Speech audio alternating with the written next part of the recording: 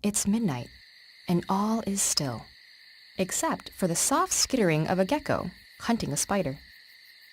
Geckos seem to defy gravity, scaling vertical surfaces and walking upside down without claws, adhesive goos, or superpowered spiderwebs. Instead, they take advantage of a simple principle, that positive and negative charges attract. That attraction binds together compounds like table salt, which is made of positively charged sodium ions stuck to negatively charged chloride ions. But a gecko's feet aren't charged, and neither are the surfaces they're walking on. So, what makes them stick? The answer lies in a clever combination of intermolecular forces and structural engineering. All the elements in the periodic table have a different affinity for electrons. Elements like oxygen and fluorine really want electrons, while elements like hydrogen and lithium don't attract them as strongly. In atom's relative greed for electrons, it's called its electronegativity.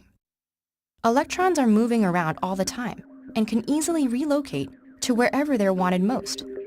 So when there are atoms with different electronegativities in the same molecule, the molecule's cloud of electrons gets pulled towards the more electronegative atom. That creates a thin spot in the electron cloud where positive charge from the atomic nuclei shines through, as well as a negatively charged lump of electrons somewhere else. So the molecule itself isn't charged, but it does have positively and negatively charged patches. These patchy charges can attract neighboring molecules to each other. They'll line up so that the positive spots on one are next to the negative spots on the other. There doesn't even have to be a strongly electronegative atom to create these attractive forces. Electrons are always on the move, and sometimes they pile up temporarily in one spot. That flicker of charge is enough to attract molecules to each other. Such interactions between uncharged molecules are called van der Waals forces. They're not as strong as the interactions between charged particles, but if you have enough of them, they can really add up. That's the gecko's secret. Gecko toes are padded with flexible ridges. Those ridges are covered in tiny hair-like structures, much thinner than human hair, called setae. And each of the setae is covered in even tinier bristles called spatulae.